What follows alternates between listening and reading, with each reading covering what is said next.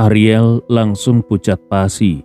Selama ini pikirannya kalut karena tekanan dari keluarga mafia Italia. Dia belum sempat menganalisa kemungkinan ini. Tapi sekarang, bayangan mengerikan muncul. Kalau adikku sudah bicara dan mengungkapkan namaku, apakah mereka akan datang mencariku? Pelaku ini jelas kejam, licik dan tidak punya ampun. Bisa membantai satu kapal penuh orang, bahkan membuat ratusan mafia hilang tanpa jejak. Orang seperti itu jelas bukan main-main. Kalau pelaku tahu siapa dalangnya, aku pasti menjadi target berikutnya. Dia panik luar biasa dan segera mengeluarkan ponsel untuk menelpon VIP 001, sosok paling kuat dan berpengaruh dalam jaringan gelapnya. Namun sebelum dia menekan nomor, dia terdiam dan berpikir, kalau dia tahu aku sudah kehilangan kendali atas situasi, mungkin justru dia yang akan membunuhku duluan. Akhirnya dia memutuskan untuk tidak menelpon. Namun ponselnya tiba-tiba berdering dan di layar tertulis VIP 001. Ariel langsung panik, tapi dia buru-buru menekan tombol hijau dan berkata dengan sopan, "Halo Tuan, ada yang bisa kubantu?" Di ujung telepon terdengar suara pria muda berusia 27 tahun bertanya, "Ariel, barang yang aku pesan sudah mulai dikirim atau belum?" Pemuda ini tidak lain adalah Harley Winata, cucu tertua dari Daniel Winata, paman dari Camilla Winata. Meskipun lebih tua beberapa tahun dari Camilla, statusnya tetap sebagai keponakan Camilla, karena ayahnya Rubin adalah sepupu tertua Camilla. Harley adalah pemuda bengis, kejam dan manja, seorang psikopat tulen dalam baju bangsawan. Secara formal, dia menjabat posisi di Yayasan Investasi Keluarga Winata, namun itu hanyalah jabatan formalitas belaka. Waktu dan tenaganya diinvestasikan sepenuhnya pada kesenangan ekstrim dan menyimpang. Sejak usia remaja, dia sudah dikirim ke sekolah swasta elit dan di sana menjalin relasi dengan anak-anak orang super kaya. Sebagian anak-anak ini tumbuh menjadi pengusaha sukses, sementara sebagian lain terjerumus pada kegilaan akan kesenangan dan pelampiasan nafsu. Harley termasuk golongan kedua. Mulai dari usia belasan, dia sudah melakukan kejahatan-kejahatan berat, bahkan mengembangkan hobi membunuh dan menyiksa. Namun karena masih muda dan kurang koneksi, setiap kali membuat masalah besar, dia harus mengandalkan keluarga untuk membersihkannya. Sehingga masih ada rasa takut dan kehati-hatian. Hingga akhirnya dia bertemu dengan Ariel, teman sekelasnya yang licik, berani, dan penuh perhitungan. Demi mengambil hati Harley, Ariel membangun sistem lengkap untuk menyalurkan kegilaan dan nafsu pembunuh Harley. Awalnya Harley harus mencari mangsa sendiri, memancingnya, mengeksekusi dan membuang jasad. Tapi kini Ariel yang mengurus semuanya. Ariel mencari target, menyusun rencana, mengatur penculikan, hingga memastikan semua bukti dihilangkan tanpa jejak. Satu layanan lengkap. Harley pun menjadi klien VIP pertama dengan kode VIP 001. Lambat laun, bisnis jahat Ariel berkembang. Semakin banyak orang kaya psikopat menjadi kliennya. Bisnis ini menjadi rantai industri berdarah yang semakin besar, semakin efisien, dan semakin bengis. Dia bahkan membangun fasilitas khusus agar para klien bisa puas menyiksa tanpa takut ketahuan. Dia menyediakan keamanan, kebersihan, dan pembuangan bukti. Semuanya tersedia dengan standar tinggi. Memenuhi hasrat tergelap orang kaya bukanlah hal baru di dunia ini. Seperti di Afrika, berburu hewan langka dilegalkan dan diberi harga, mulai dari $20.000 untuk singa, $30.000 untuk gajah, hingga $50.000 untuk badak. Semua legal, dan diminati oleh orang kaya dari Eropa Amerika. Namun, bagi sebagian orang, hewan bukan lagi tantangan. Mereka bersedia membayar 10, 20, bahkan 100 kali lipat, asalkan mangsanya adalah manusia. Mereka rela membayar mahal, asalkan aman, bersih, dan tanpa resiko. Dan Ariel adalah ahlinya. Kini ketika Harley menanyakan barang, Ariel langsung tahu yang dimaksud adalah gadis muda bernama Tina yang malam sebelumnya hendak dijemput oleh adiknya Franz. Beberapa hari lalu, Harley melihat data para calon korban dan langsung terpikat pada Tina. Maka Ariel menjanjikan akan mengirim gadis itu ke New York sebagai hadiah. Biasanya Ariel tetap menarik bayaran atas jasa pengantaran, namun belakangan, karena status Harley terus naik dan bahkan hampir menjadi penerus kepala keluarga Winata, Ariel pun memberikan Tina secara cuma-cuma demi menjaga hubungan. Namun kini Tina bukan hanya gagal dikirim, tapi adik Ariel yaitu Franz bahkan tewas mengenaskan. Ariel panik, haruskah dia jujur kepada Harley dan meminta perlindungan atau menutupi semua ini, setidaknya sampai situasi menjadi lebih jelas. Kalau dia meminta bantuan sekarang, mungkin Harley akan membantunya. Tapi setelah itu, Harley pasti akan memutuskan hubungan. Bahkan mungkin melenyapkannya untuk menutup aib. Maka Ariel pun memutuskan untuk berbohong. Dia berkata, "Tuan Harley, maaf sekali, gadis yang kau pilih itu, dia mengalami reaksi alergi hebat terhadap obat bius saat dijemput semalam. Timku sempat memberi pertolongan tapi akhirnya gagal." Harley terkejut. "Apa? Dia mati?" Ariel berkata, "Iya, aku benar-benar minta maaf. Semua kesalahan ada padaku. Beri aku waktu, aku pasti akan carikan yang lebih baik untukmu." Harley tidak curiga sama sekali. Dia tahu Ariel tidak akan berani mengkhianatinya. Dia hanya berkata, "Padahal aku sangat menyukai gadis itu. Aku melihat fotonya di minimarket. Auranya begitu bersih dan polos. Di sini sudah lama tidak ada barang sebagus itu." Ariel terpaksa tersenyum palsu, meski di depannya jenazah adiknya terbujur kaku. "Oh, Tuan Harley, sekarang kau menyukai model yang seperti itu ya? Tenang saja, beri aku waktu 1 minggu. Aku akan carikan lagi yang lebih cocok untukmu." Namun Harley tiba-tiba berkata, "Tidak usah repot. Aku sudah menemukan satu barang super langka. Apakah kau bisa menculiknya dan mengirimnya ke pulau baru yang kau bangun itu?" Begitu mendengar ucapan itu, Ariel langsung penasaran dan bertanya, "Tuan Harley, wanita mana yang kau incar? Tolong beri aku informasi dasarnya, biar kusuruh orang menyelidiki jejak kegiatannya terlebih dahulu untuk melihat apakah ada celah untuk bergerak. Selama ada kesempatan, sekalipun dia adalah putri kerajaan dari negara manapun, aku pasti bisa membawanya untukmu." Harley tertawa terbahak-bahak dan langsung berkata, "Ariel, kau memang bisa diandalkan." Sambil tersenyum dia bertanya, "Ariel, apakah kau pernah mendengar tentang seorang penyanyi wanita terkenal di Jakarta yang bernama Mary Kalista?" Ariel terkejut. "Mary Kalista?" Lalu dia spontan berseru, "Tuan Harley, kau pasti bercanda. Wanita yang kau incar adalah Mary Kalista?" Sebagai sesama orang Indonesia, tentu saja Ariel tahu siapa Mary Kalista. Di dunia hiburan, Mary Kalista disebut sebagai kebanggaan seluruh negeri. Dia adalah penyanyi Indonesia yang memiliki pengaruh paling besar di dunia saat ini. Selain itu, Mary Kalista benar-benar memiliki seluruh kualitas seorang idola nasional. Bukan hanya cantik luar biasa, tetapi juga memiliki tubuh dan aura yang langka. Berbeda dengan selebritas yang suka berpura-pura kaya atau membangun citra sebagai anak orang kaya, Mary Kalista adalah anak konglomerat sejati, bahkan termasuk kelas atas.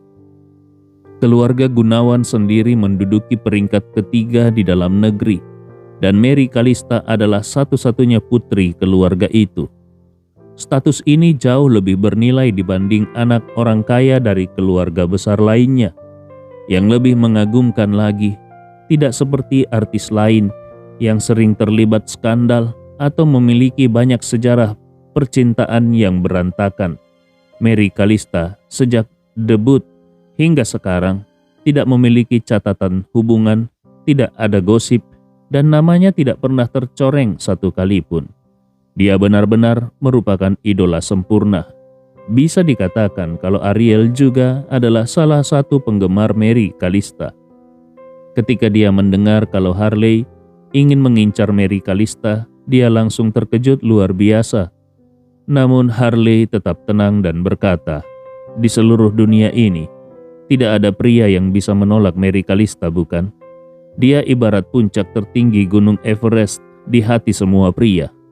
Tentu saja, aku ingin mencari kesempatan untuk menikmati kecantikannya." Tiba-tiba Ariel merasa muak dan jijik kepada Harley karena dia benar-benar tidak rela kalau bidadari di dalam hatinya jatuh ke tangan Harley. Tidak ada orang yang lebih tahu dari dirinya sendiri betapa bejat dan kejamnya Harley. Kalau Mary Kalista, bidadari tingkat tertinggi itu, akhirnya mati mengenaskan di tangan Harley, maka itu akan menjadi luka bagi seluruh dunia. Karena itu dengan berat hati dia berkata, "Tuan Harley, identitas Mary Kalista sangatlah istimewa. Dia bukan hanya selebritas Jakarta yang paling terkenal, tetapi juga keluarganya memiliki aset yang diperkirakan mencapai lebih dari 2 triliun dolar Amerika Serikat. Kalau kau menyentuhnya, dampaknya mungkin akan terlalu besar." Harley balik bertanya, "Bukankah ada kau? Selama kau mengaturnya dengan rapi, nantinya orang hanya akan tahu bahwa Mary Kalista menghilang, mungkin sudah mati, tapi tidak akan ada yang tahu bagaimana dia mati. Paling-paling berita itu akan jadi headline sebentar, lalu setelah beberapa waktu orang-orang juga akan lupa." Ariel langsung mandi keringat dingin. Memang dia sudah membunuh beberapa gadis, tetapi mereka semua dari keluarga biasa. Bahkan ada yang gelandangan, tanpa latar belakang. Kalau orang seperti itu menghilang, paling-paling hanya menarik perhatian di lingkup komunitas kecil.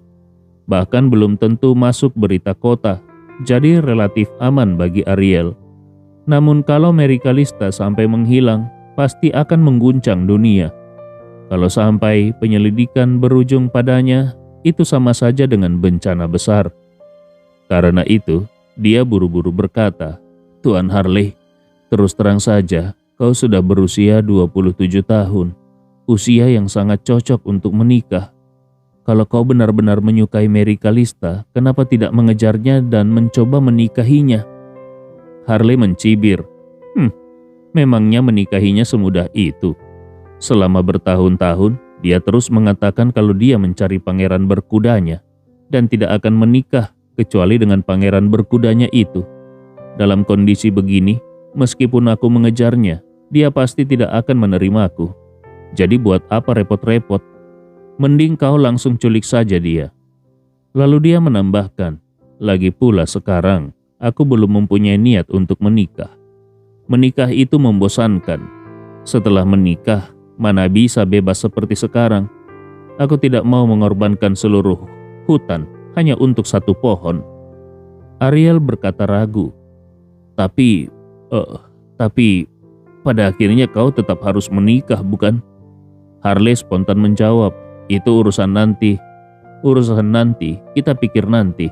Oh iya, bagaimana kabar pulau yang kau kembangkan itu? Nanti culik dia ke sana. Kalau sudah bosan, habisi saja. Mayatnya langsung masuk krematorium, abunya buang ke laut, bersih tanpa jejak. Siapa yang bisa tahu kalau itu adalah ulah kita?" Punggung Ariel sudah berkali-kali dibasahi oleh keringat dingin. Seluruh sarafnya menegang, sampai dia tidak tahu harus berkata apa lagi. Harley pun menyadari kalau Ariel tampak ragu-ragu dan tidak tegas. Suaranya langsung dingin dan penuh tekanan. "Ariel, kenapa kau ragu-ragu? Kau tidak mau membantuku?" Kalau kau tidak mau, aku bisa mencari orang lain. Saat ini Ariel masih punya musuh misterius yang mengintainya dalam kegelapan. Mana mungkin dia berani menyinggung Harley sekarang? Lagi pula Harley adalah satu-satunya penyelamatnya kalau terjadi hal buruk. Karena itu, dia buru-buru berkata, bukan begitu Tuan Harley. Kalau kau sudah bicara, tentu aku akan berusaha semaksimal mungkin." Setelah jeda sejenak, dia berkata lagi, "Hanya saja, aku khawatir sulit bertindak di sana." Harley langsung berkata, "Kau tidak perlu ke sana. Sebentar lagi, dia akan tur ke Amerika Utara. Awalnya dia dijadwalkan ke Kanada dulu, baru ke Amerika. Tapi kabarnya agensinya mengubah jadwal. Sekarang dia akan mulai dari Amerika, dan konser pertamanya di New York. Nanti kau tinggal bergerak di New York." Ariel buru-buru bertanya, "Tuan Harley, apakah tanggal konser di New York sudah pasti?" Harley menjawab sambil tersenyum, "Sudah, masih ada 10 hari lagi." Lalu dia menambahkan, "Mary Calista pasti tidak mungkin membawa banyak pengawal dari Jakarta. Paling besar kemungkinan dia akan kerjasama dengan perusahaan keamanan lokal di Amerika yang akan menyediakan personel, kendaraan, dan perlengkapan untuk melindunginya secara langsung. Nanti kau selidiki dulu perusahaan keamanan mana yang bekerja sama dengannya, lalu dapatkan daftar personel yang bertugas. Pilih satu orang yang paling bisa dijadikan celah, tarik dia dulu, lalu dari dalam dan keluar kita kerahkan aksi. Cari momen yang tepat untuk menculik Mary Calista. Asalkan tidak meninggalkan bukti, urusan ini bisa cepat selesai." Ariel berkata dengan canggung, "Tuan Harley, menculik dia di bawah hidung seluruh tim keamanan. Risikonya sangat tinggi. Sedikit saja salah langkah bisa gagal." Harley tertawa. "Justru karena resikonya tinggi, nilaimu menjadi lebih berharga. Selama ini aku sudah banyak membantumu dalam urusan bisnis. Kedepannya, kalau aku lebih berkuasa di keluarga Winata, bantuan untukmu juga akan menjadi lebih banyak. Ariel, sekarang adalah saat yang tepat untukmu membalas jasaku." Ariel masih mencoba mencari cara untuk membujuk Harley agar membatalkan niatnya. Namun, Harley sudah tidak bisa menyembunyikan kegembiraannya. Suaranya bergetar karena semangat, dan dia berkata, "Selama ini aku sudah tidur dengan begitu banyak wanita. Tapi semua itu, kalau digabung juga tidak sebanding dengan satu Mary Calista. Kalau aku bisa menaklukkan Mary Calista, hidupku baru benar-benar sempurna. Lagi pula, selama ini yang kudekati hanyalah wanita-wanita biasa tanpa latar belakang. Setelah selesai, tidak pernah ada gejolak apapun. Jujur saja, aku sudah bosan. Sekali-sekali harus yang lebih menantang, baru terasa memuaskan." Ariel dengan berat hati berkata, "Tuan Harley, memang benar Mary Calista adalah wanita kelas atas, tapi risikonya terlalu besar. Kalau sampai ketahuan, kau pasti akan sulit lolos." Harley malah semakin bersemangat dan berkata, "Justru karena beresiko, maka menjadi lebih menegangkan." Lalu dia berbicara dengan serius, "Ariel, di setiap bidang pasti ada puncak tertingginya. Pemain bola ingin juara Piala Dunia, pelari ingin menang Olimpiade. Siapa yang tidak ingin menjadi juara dunia atau memecahkan rekor dunia agar dikenang sepanjang masa? Bagiku, Mary Calista adalah piala juara duniaku. Dia adalah rekor duniaku." Setelah itu Harley menambahkan, "Mary Calista akan segera pensiun dari dunia hiburan. Ini adalah konser perpisahannya, sekaligus penampilan terakhirnya di depan publik sebagai seorang bintang. Dan secara kebetulan, dia memilih New York sebagai tempat pertama. Ini sudah ditakdirkan, bahkan langit pun memberiku kesempatan. Mana mungkin aku menyia-nyiakannya?" Ariel ingin mengatakan sesuatu, tetapi Harley malah semakin bersemangat. Dia tidak bisa menahan diri, lalu tertawa sambil berkata, "Kalau kali ini aku berhasil mendapatkan Mary Calista, aku pasti akan merekam semuanya secara mendetail. Setelah aku mati nanti, akan kuungkapkan ke publik, biar dunia tahu sisi gelapku. Saat itu, aku pasti akan menjadi berita utama seluruh dunia selama berbulan-bulan. Selama bertahun-tahun, Ariel sudah berusaha keras melayani para iblis semacam ini. Dulu dia bahkan takut para iblis ini tidak cukup jahat, sehingga dia menggunakan segala cara untuk memancing sisi kejam dan haus darah mereka agar mereka semakin jauh tenggelam dalam kebejatan. Secara kasar, bisa dibilang dia adalah pelatih pembentuk iblis. Namun saat ini, setelah mendengar ambisi gila Harley, tiba-tiba Ariel merasa takut. Dia takut karena obsesi Harley terhadap sensasi yang semakin tinggi ini suatu saat bisa menyeretnya ikut tenggelam. Meski begitu, karena sedang dikepung oleh ancaman dari dalam dan luar, dia tetap tidak berani membangkang. Situasi sekarang memaksanya harus tetap terikat pada Harley, lalu bersama-sama terjun ke jurang yang sama. Kebetulan pula, dia memang berencana pergi dari Seattle untuk sementara waktu, maka New York pun menjadi tempat pelarian terbaik. Dengan tekad bulat, dia menggertakkan giginya dan berkata, "Tuan Harley, biar aku rancang rencana ini secara matang. Aku harus benar-benar menyusun strategi yang sempurna. Dan satu rencana saja tidak cukup.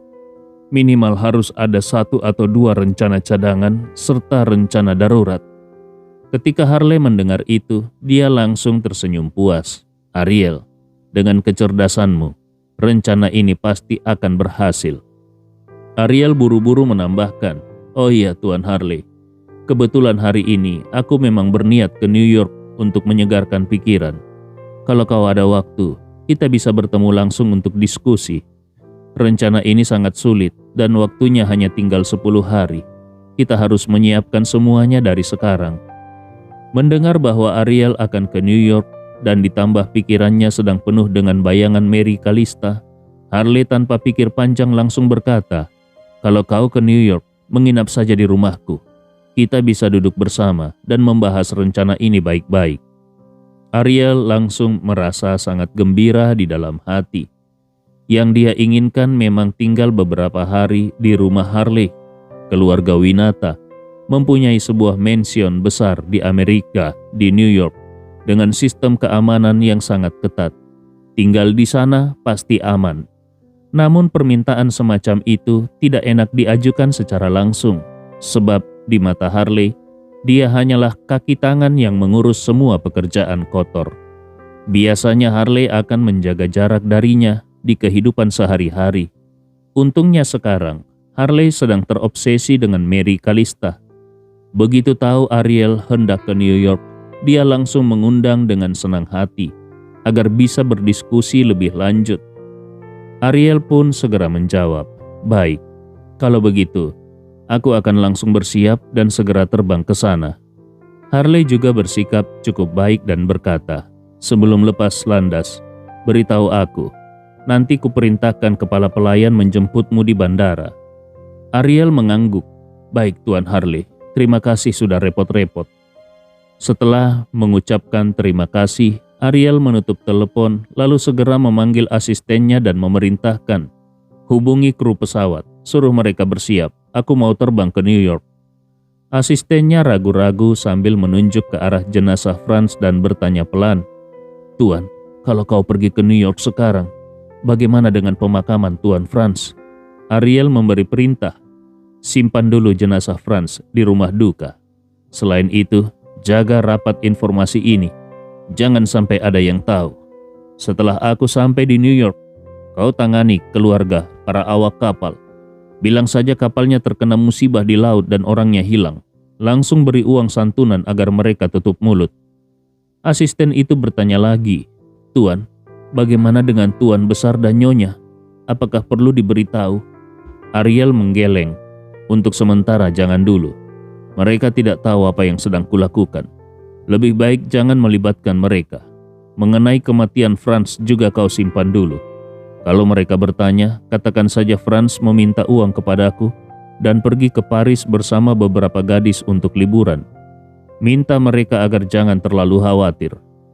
Orang tuanya memang tahu kalau Franz adalah playboy. Di Seattle, dia terkenal sebagai anak orang kaya yang tukang gonta-ganti pacar. Bahkan lebih sering dari ganti baju. Dan semua pacarnya adalah selebgram terkenal. Bahkan beberapa cukup terkenal secara nasional. Membawa wanita liburan ke luar negeri sudah menjadi hal biasa, dan orang tuanya pun sudah tidak mau ikut campur. Karena itulah Ariel sangat yakin orang tuanya tidak akan curiga dengan kebohongan ini.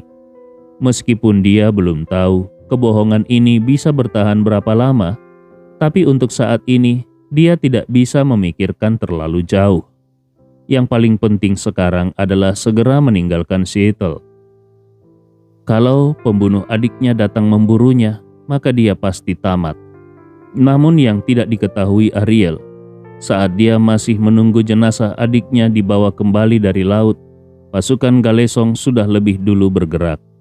Beberapa anggota pasukan Galesong sudah tiba di Seattle, baik dari Kanada maupun dari sekolah tempat Najwa berada.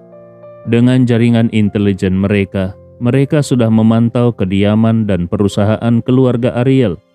Ketika Ariel terlihat meninggalkan rumah menuju rumah duka, mereka langsung mengikutinya secara diam-diam.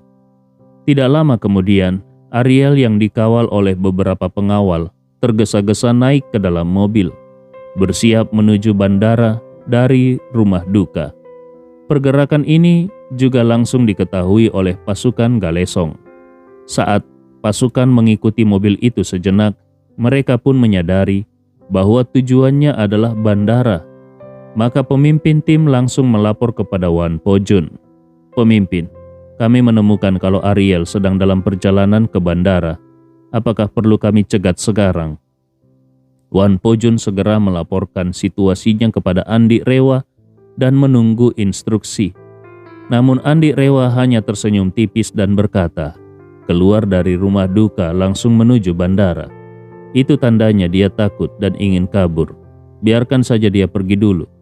Kita lihat dia mau kemana dan mau bertemu siapa.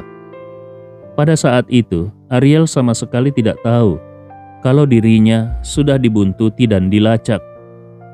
Di perjalanan menuju bandara, dia masih terus-menerus mengingatkan asistennya agar menyelesaikan dengan baik urusan keluarga kelompok Italia serta semua urusan pasca kejadian di Seattle. Asistennya mencatat semuanya dan buru-buru bertanya lagi, "Tuan, apakah kita perlu mengirim orang ke Vancouver untuk menyelidiki kondisi para gadis yang tadi malam bersama-sama? Mungkin saja dalang di balik ini ada hubungannya dengan mereka." Ariel langsung menolak tanpa berpikir. Jangan pernah melakukannya. Kalau pihak lawan mampu sekaligus menculik lebih dari 800 anggota geng di Vancouver, hanya dari kekuatan itu saja sudah cukup menakutkan. Kalau kita masih berani mengirim orang ke Vancouver untuk menyelidiki, itu sama saja dengan mencari mati. Bisa jadi mereka sudah menjebak dan menunggu kita. Yang harus kita lakukan sekarang adalah menghindari konfrontasi langsung, bukan melawannya dengan keras kepala. Asisten itu mengangguk pelan dan berkata dengan hormat, "Aku mengerti, Tuan." Ariel pun menambahkan, "Mulai hari ini, hentikan semua operasi bisnis yang berhubungan dengan itu. Kita harus lebih rendah hati dan jangan menimbulkan masalah baru." Setengah jam kemudian, Ariel menaiki pesawat jet pribadi dan dengan tergesa meninggalkan Seattle menuju New York. Namun, tim intel pasukan Galesong dengan mudah melacak nomor registrasi beberapa jet pribadi yang dimiliki Ariel. Setelah itu mereka langsung memeriksa status real time dari masing-masing pesawat tersebut. Tidak butuh waktu lama, mereka menemukan bahwa dari semua jet itu, hanya satu yang sedang mengudara, sebuah Boeing BBJ dengan kode registrasi 2674 yang baru saja lepas landas dari Seattle. Melalui radar publik Bandara Seattle, mereka bahkan bisa langsung melihat posisi, ketinggian, dan kecepatan pesawat itu secara real time. Setelah ditelusuri, mereka juga segera menemukan bahwa rute penerbangan yang diajukan pesawat itu menunjukkan tujuan ke New York.